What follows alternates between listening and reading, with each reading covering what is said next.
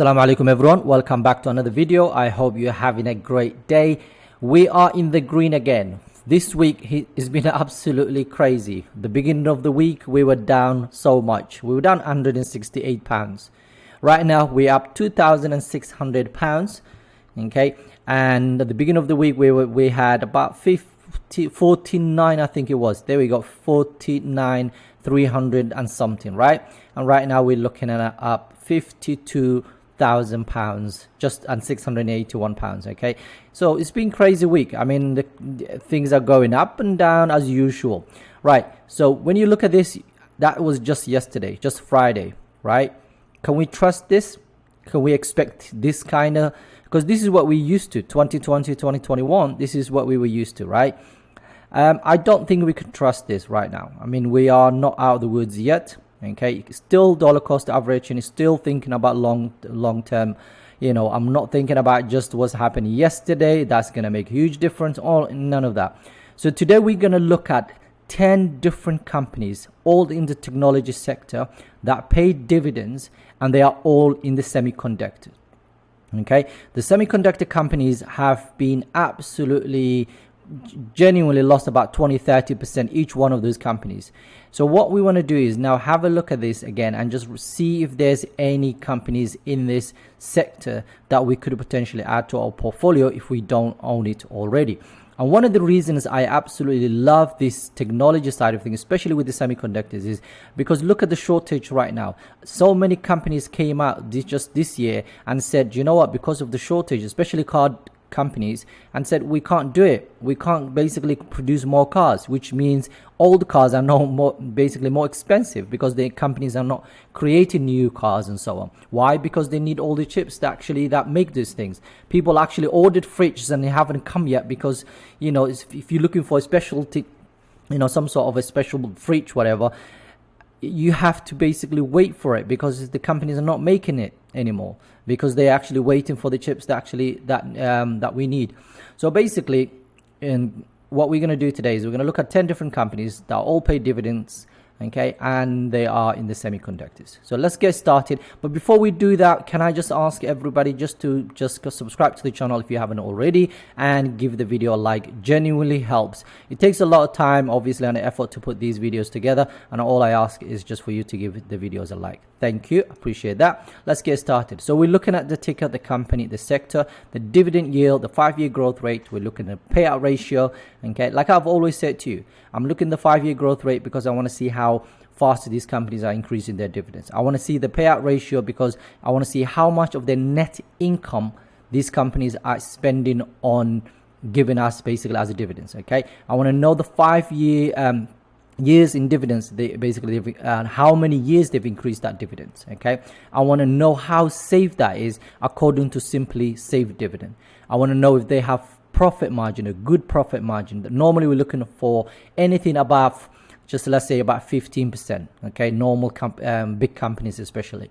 Free cash flow, I want to see a free cash flow because that is the money the company uses to pay as dividends, to buy back shares, to reinvest in the company, to do more research and so on, okay, to acquire other businesses, okay, to pay off debt. All of these things are very, very important to the health, basically, to each company, because if they have a free cash flow that is massive, like Microsoft and so on, then they could do whatever they want to do with that money, okay? And when it comes to recessions and things like that, these companies are not going to go bankrupt. I want to see how the company has performed the last 10 years, okay, the total return. Remember, this doesn't tell us what's going to happen in the next 10 years, but at least it will give us an idea of where the company has been so far, okay? So it kind of gives us an idea. We're looking for the growth estimates for the next 5 years. So this hopefully based on the Yahoo analyst, okay? We want to see what they say. Next 5 years, how much are these companies going to grow? Okay, and then finally Morningstar valuation. We want to see the intrinsic, if I can say the word, the intrinsic value of these companies. Okay, so I want to know how much this business is worth, and based on that, how much is the actually should I pay for it? And that's the really important, because if the intrinsic values basically say the company is worth £5, okay, and you're paying for £20, come on, when sooner or later the company will come back to, you know, reverse it to the mean, basically what they call it. Okay, so it will go back to where it belongs, and that's where people have lost so much money this year. So we want to see valuations that are realistic. What they do, these companies, Morningstar, they actually look at what's called the discounted cash flow models. Okay, they do that for us, and they just share that information with us, and it's really, obviously I've subscribed to their website, but it's a good way of knowing that. And then based on that, they will tell us, you know, how much we should pay for the stock right now. So let's get started. Let's look at the first company, okay? And the first company is a Dutch company, ASML. Is one of the big semiconductor companies out there. They don't really create the chips themselves, okay? They create the equipment that is used in these chips. So this company basically develops, produces, markets, sells, and services advanced semiconductor equipment systems consistent of lithography. Okay, it includes the inspection related systems for memory and logic chip makers. So all these companies out there that are making their own chips, they need this company. And some of the products that they sell, okay, I've done a video a while back if you want to go and find that out. Okay, some of the basically the machines they create, it costs, some of them cost in the millions. So they're very expensive. Actually, they monopolize that market. So this is one of the biggest companies out there. Right now, they have about 1% dividend yield. 5-year growth rate is 36%. And payout ratio 43, which is very, very nice. Okay, and then they have increased this dividend for the last 13 years. Safety is absolutely perfect, 82%. Profit margin almost 30%, double what we're looking for. And they have $10 billion in the bank.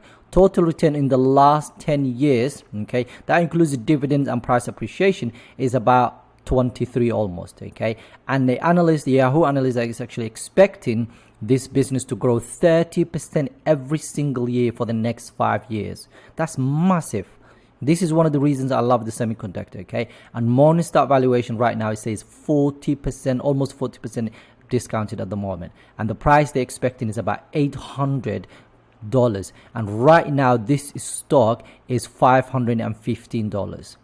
So it's got a long way to go. So it's really great company. Now the next one is the one that we always talk about, and that's Nvidia. Nvidia, in terms of their where they are right now, the dividend wise is almost non-existent. Okay, I always laugh about it because you might as well stop that or just increase it massively. They don't even increase it as much. Okay, so you're looking at 0.10. Okay, and then 5-year growth rate only 6%. You expect this at least to be, you know, growing at least 20-30%. Payout ratio obviously 3%. That's 3% of their net income. I understand why, because a lot of they're still in that growth phase, so they will reinvest that money into the business rather than giving us, which is absolutely perfect. Basically the last 9 years they have been increasing this dividend with that 0.10%.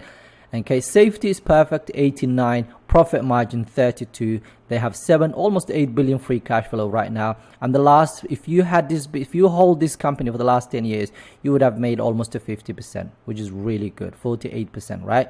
And the next 5 years, they expected the earnings to grow about 23%. Right now, it's discounted. According to Morningstar, is basically at the moment undervalued by about 18%. And their price should be about 200. That's what they are saying.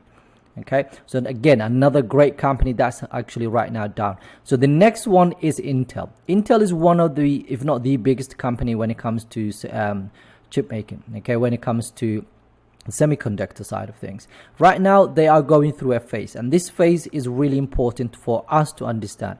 They are on the growth side. So for the last few years, AMD has taken a huge share of the market. Okay, Intel was the leading company out there.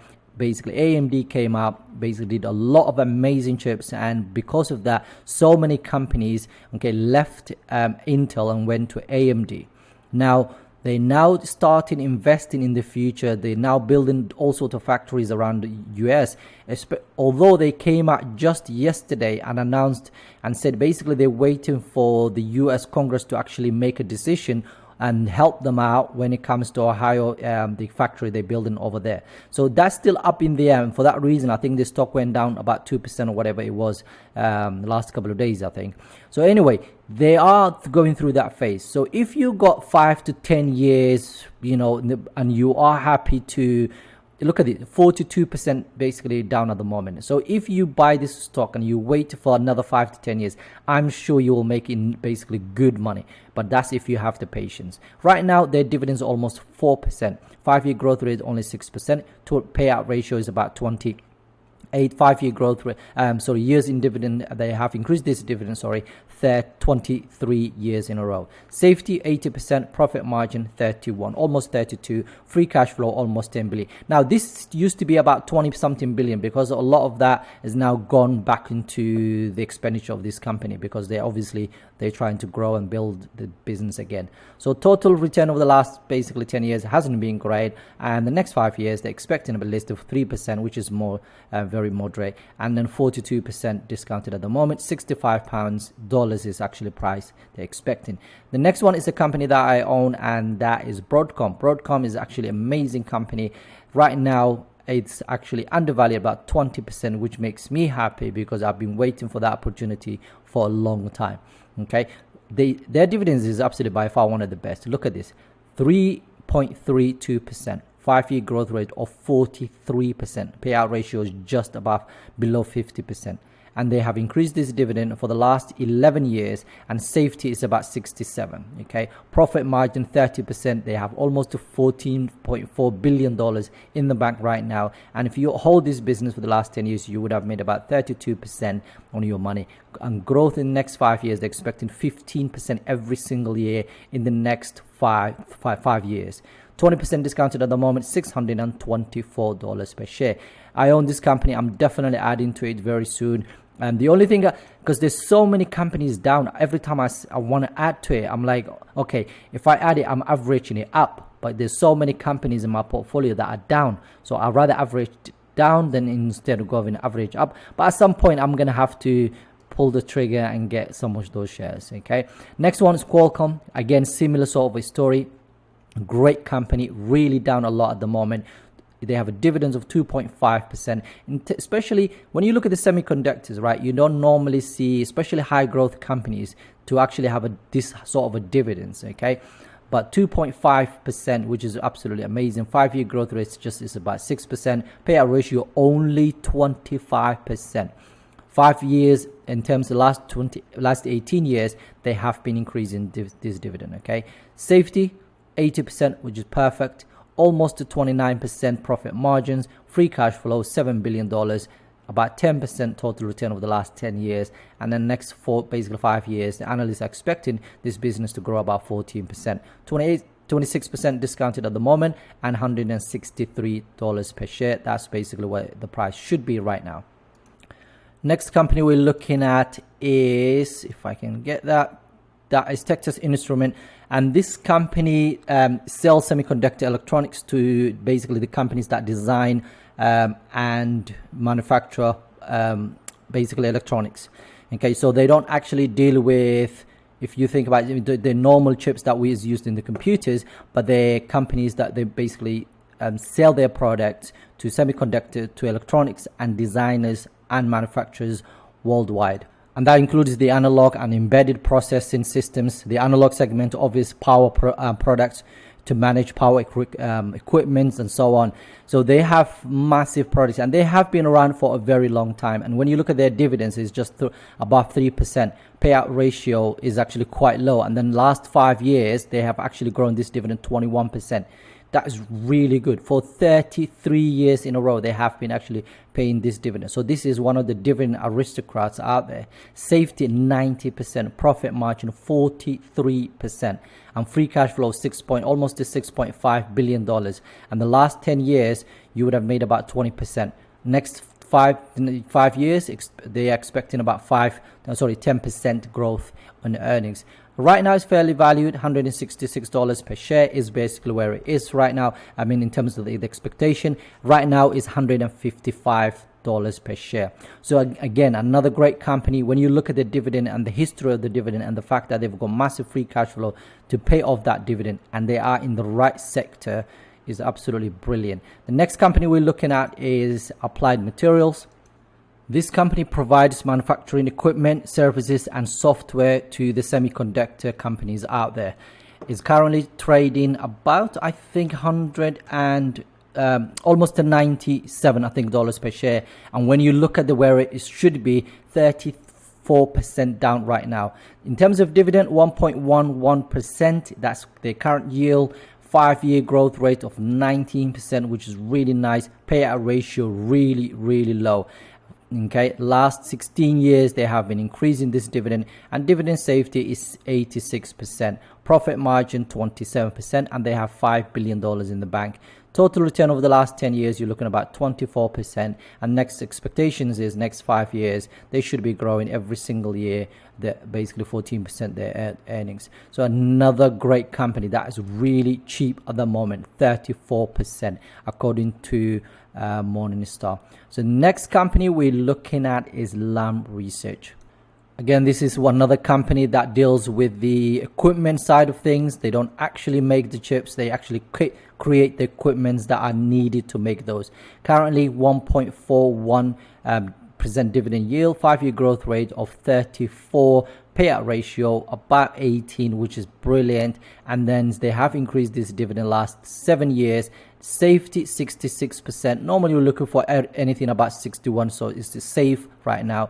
Profit margin 27%. Free cash flow 3.5, almost 3.5668 billion dollars in the bank to pay off that dividend and so on. Total return last basically 10 years has been 28%. And when you look at the next 5 years, expected about 14% growth, and right now 41% discount. Okay, $720 per share, and I think right now the price is $450 per share. So it has a long way to go, which is again another company in the great in terms of free cash flow, in terms of total returns, in terms of growth expectation for the next 5 years. It's really cheap right now. Right, so the next and the 9th company we're looking at is a company that is in my portfolio, and that's KLA Corporations. This company designs, manufactures, and markets process control and yield management solutions for the semiconductors companies out there. Is in my portfolio. I've had it for a long time. I kind of feel like I've neglected it in the last few months because there's so many companies that are cheap right now, and I'm trying to diversify my portfolio because I've got so much tech.